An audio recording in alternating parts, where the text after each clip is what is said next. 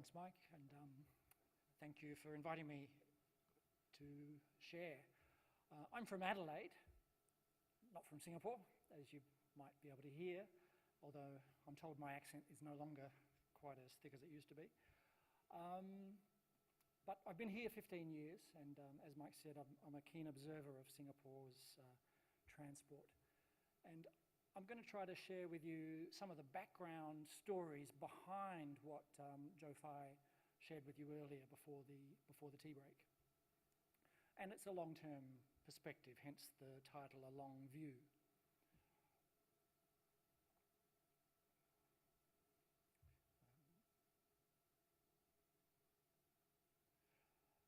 So just these pictures at the beginning, you've got the 1971 concept plan, which was a pivotal moment in Singapore's transport planning and urban planning history. So first of all, some important context beyond public transport. So let's go back to the early 1970s, what was going on in Singapore in the early 1970s in transport and land use planning. By that time, a really aggressive thrust of industrialisation that started in the early 60s was bearing fruit. A lot of multinational corporations had set up factories in Singapore, and so prosperity was beginning to grow. Singaporeans were becoming employed more, were getting gradually richer. Singapore was entering a middle income kind of a phase, an industrialised phase. But with that growing wealth came some problems, and amongst them, traffic congestion. So car ownership was going up, but also the other key thrust of Singapore's development strategy was housing during the 60s. So a massive program of building public housing. They really went big on building public housing. It wasn't just for the poor. It was right through the middle class also had public housing built for them. But that housing was built without the benefit of an urban plan. They were still going on the old British 1955 master plan and ignoring it essentially. So by the late 60s, they realised they had to do an urban plan, hence the 1971 concept plan, and they were finding that the scattering of this housing and the terrible state of the transport system, because at that time the buses were in a dire straits as well, and it was a bus-based transport system. So scattered housing, terrible bus system, rising congestion, increasing prosperity was a recipe for a bit of a crisis. So by the early 1970s, that in combination with the oil crisis which came along in the middle of this thinking, Singapore really needed to do something, and they did. So they requested help from the UN, and actually it was Australian consultants provided the most of the consulting behind this 1971 plan, and there was a lot of sharing of expertise with Singaporeans as well. It was a strategic plan with a 40 to 50 year horizon, and key features of the plan: a strong centre strategy. It was a mass transit oriented plan. They assumed there would be mass transit, even though that decision hadn't yet been made. And there was an expressway network, but a relatively modest one. And in that plan was the argument very strongly made that cars would have to be constrained. Okay? You couldn't have mass car ownership in an island city like this. So after several decades, we look out the window, and as you flew in, maybe you saw, we see a transit-oriented landscape. High-density corridors along the mass transit corridors. Cars have consistently, over 40 years, been treated as a luxury, and whenever anyone says, I need my car, the government pushes back against that argument. No, you don't need your car. Public transport has seen strong investments, but my story today will be more focusing on the bus regulation story, the less sexy side of the story, the story that's much less commonly told. As you know, buses are not sexy, but they're important. I'm talking to the converted here. And, of course, some on-road priority. Now, from an Australian's perspective, Singapore looks incredibly densely populated, right? The high-rise everywhere. But it's not Hong Kong. Singapore is actually upper middle or lower high density, and depending on how you want to express it. It's dense, but it's not super dense.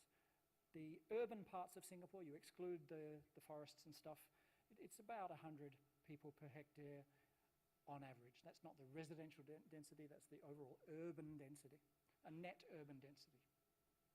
But places like Mumbai, Cairo, Hong Kong, Shanghai, Seoul, at least double or triple Singapore's density.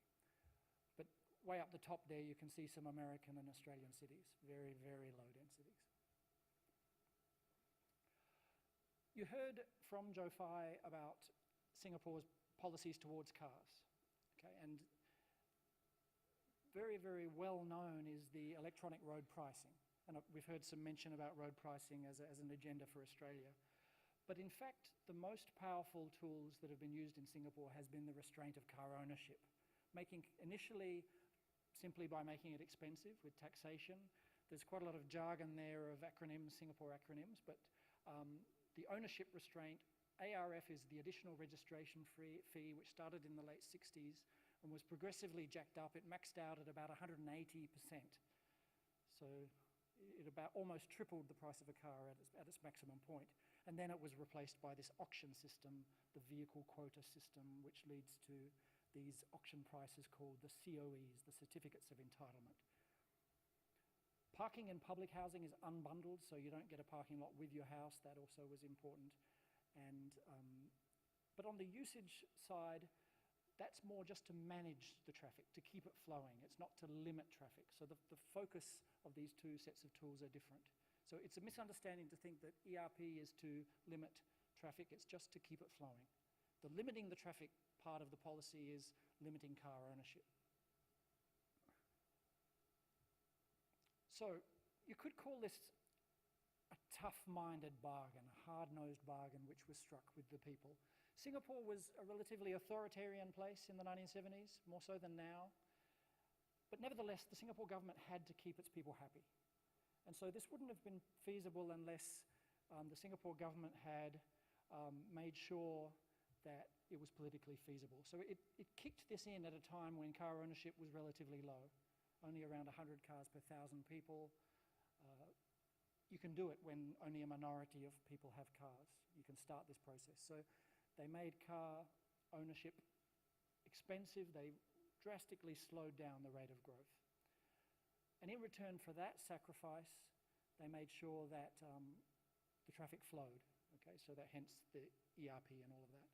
So if you were foolish enough to buy a car, then you can drive it. You feel like a king of the road. And for everyone else, a steadily improving public transport system, but slowly but steadily. Nothing fancy. That's the old kind of bargain. So how did they improve public transport? Part of that bargain was slowly but steadily improving public transport. How?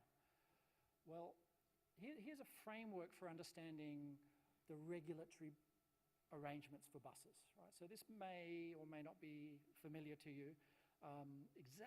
This precise way of explaining it may not be familiar, but most of it will be familiar.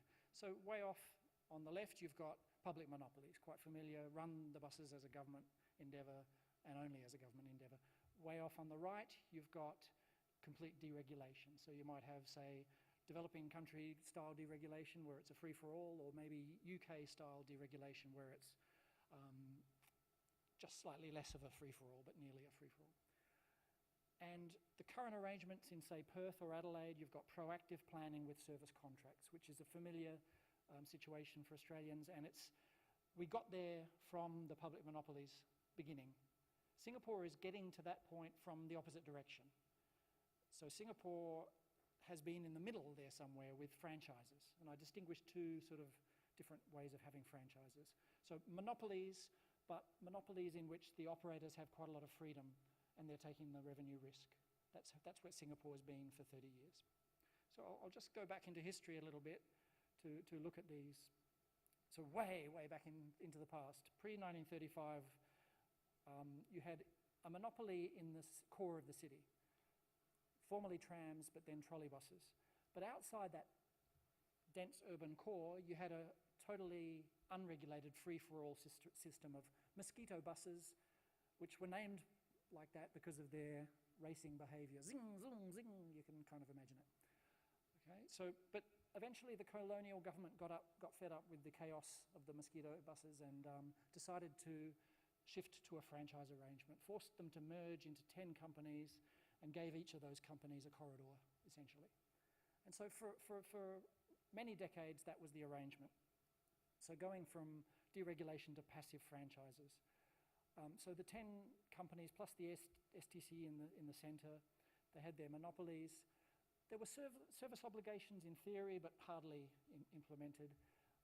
Fares were regulated, and unfortunately the political temptation to regulate fares too harshly was succumbed to at times, and so the system actually gradually became unviable financially. So by the 60s, we had a situation of bus companies, very marginal companies.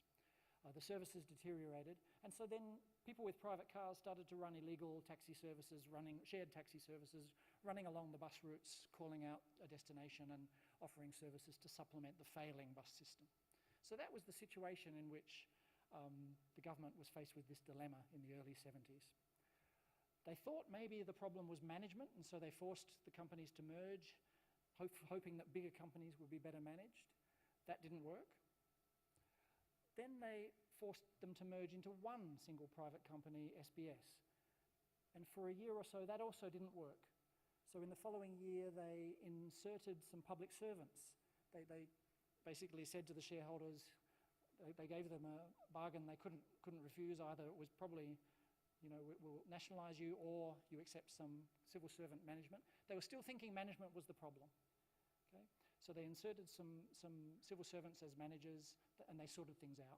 They rearranged the bus routes as well. They renovated the bus routes, and lo and behold, things started to improve. They also had some bus priority measures on the roads. So the official story is that the success story was because of better management, the civil servants essentially. I don't quite buy that story. That may be as part of it, but essentially what was happening here was that the government was taking a lot more responsibility for the success of the system. By putting those civil servants in, by promising Black and Blue that it's going to be a success, and it really had to be a success. If you think about the politics of this, what was happening at the same time, you're clamping down on cars very, very aggressively. They really desperately had to get the bus system improved, and they did. But by taking that responsibility, the government is going to look very differently at the fare regulation, right? They're no longer going to be so harsh. They're going to make damn sure that fares are about right to make sure you've got a viable system. One piece of background I should mention is there's been a long-standing aversion to subsidies. So that wasn't on the table. So fares had to be right to run the system. And eventually they made that systematic. This well-regulated franchises was made systematic, as you saw with Joe Fai's presentation, with the Public Transport Council officially as the regulator. That came along a bit later. And at some point, then we got two companies. So that was for benchmark competition. When you've got private monopolies, you need one way to avoid the information asymmetries is to have benchmarking competition. I'm not a great fan of that, but that's what it's been like for a long, long time. And a more systematic approach to the regulation. So we've now got these two multimodal operators. There was bus priority efforts, and they've been stepped up over the years. I won't go into those details. And of course, the mass transit system. Now, they almost balked at this in the early 80s, looking at the price tag of $5 billion Singapore dollars or so. They almost backed out. But then they looked at the concept plan and realised if they backed out of mass transit, they would have to throw out the plan and start again from scratch. And they also realised that because the government had a very draconian Land Acquisition Act and had gradually over decades acquired about 80% of the land, they realised that the value add from the mass transit system in terms of land values would basically come back to the government, most of it. So they realised that it was actually financially feasible, even if it didn't look like it, if you took a narrow approach to the accounts. So they went ahead during a recession to build the mass transit system. So it was excellent counter-cyclical investment, and Singapore is quite good at that, counter-cyclical investments. Here's the current system, as you probably are aware. Some background on funding. This is the sort of the current and older approach, oversimplifying a little bit. Things are changing, but this is the older approach. MRT investments from general revenue, and as I said, perhaps quietly subsidised by the land value. MRT operations from fares, and the exact formula for that has gradually changed from being a little harsher in the past to being a bit more generous now. And both bus and investments and fares in the past had to be covered by, operations and investments had to be covered by fares.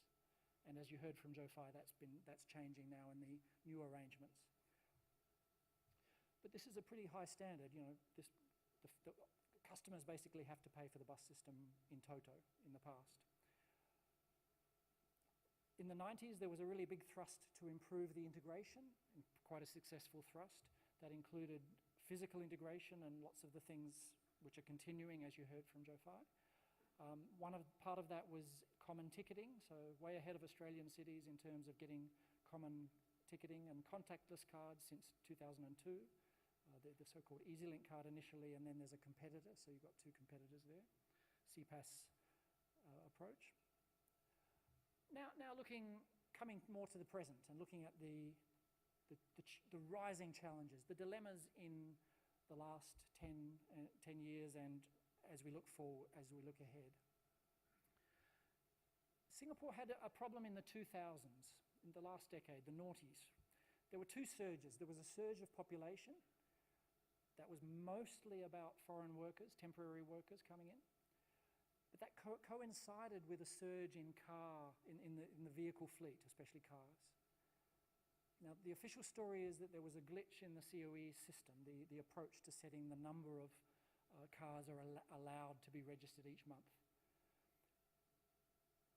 My guess is that behind the scenes, maybe that's not strictly true, but don't quote me on this.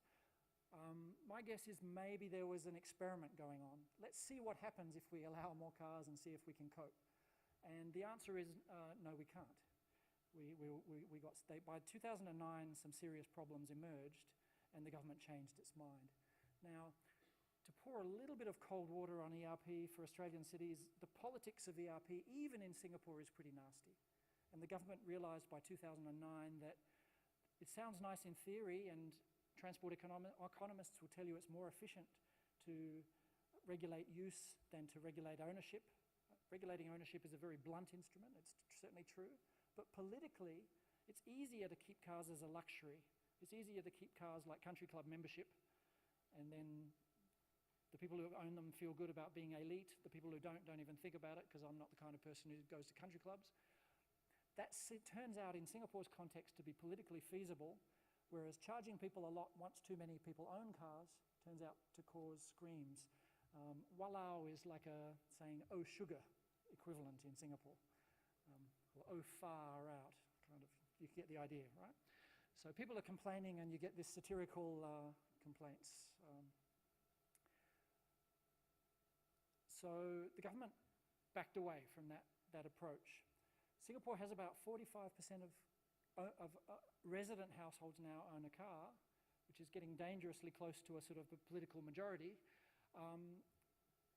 But despite all of those efforts to improve public transport, cars are still number one, having made them kings of the road, right? They're paying so much, you need to give them a good level of service. So, as Joe Fye mentioned, the decision to radically cut back on the vehicle quota system. So the result of that is that the cost of owning a car, which in 2009 it bottomed out, you could get a cheap car in Singapore for about $40,000 in 2009. That's about as cheap as it's been for 20 or 30 years.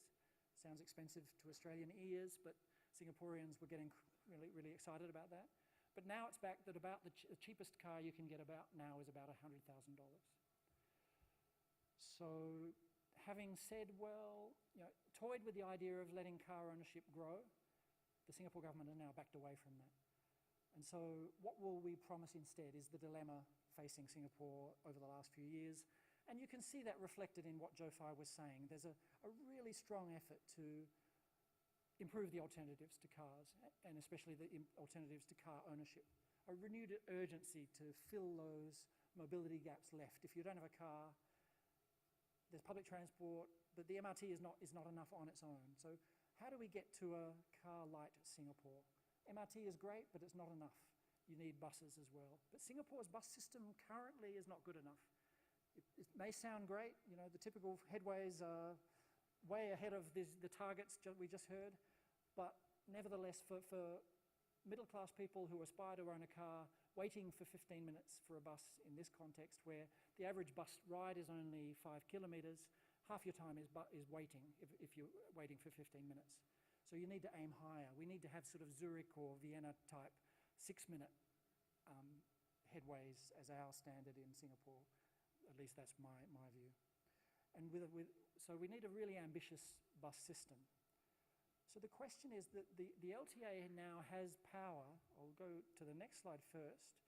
LTA has now acquired the power that it needs. It's moved to proactive planning with service contracts in which it will own all the buses, it will have gross cost contracts, it will plan the network. It has the power to create an ambitious bus system. So the question that we have right now, I guess, is it hasn't yet showed its hand on exactly what it will do with that power over the coming years. You know, what will it do? Will it use the power that it now has? In the past, it was embarrassing and inelegant to subsidise buses. When you've got a franchise system, it's awkward to subsidise. There were a lot of newspaper reports, you know, the subsidies are going to the shareholders, not to the customers. They now could subsidise if they wanted to, and they probably will. They could renovate the network and have a more connective network. I'm using the jargon from Jarrett Walker. Some of you may be familiar with the blog Human Transit. Maybe Singapore will renovate the network to be more connective, more bus-bus transfers. A simpler network, but each of those bus lines with higher frequency. But they haven't yet showed their hand on exactly what they're going to do. So that's where I'll end with a question. We've got this new contracting approach, new horizons in bus planning and bus policy, but we don't quite yet know where Singapore will go with that new power. Thank you.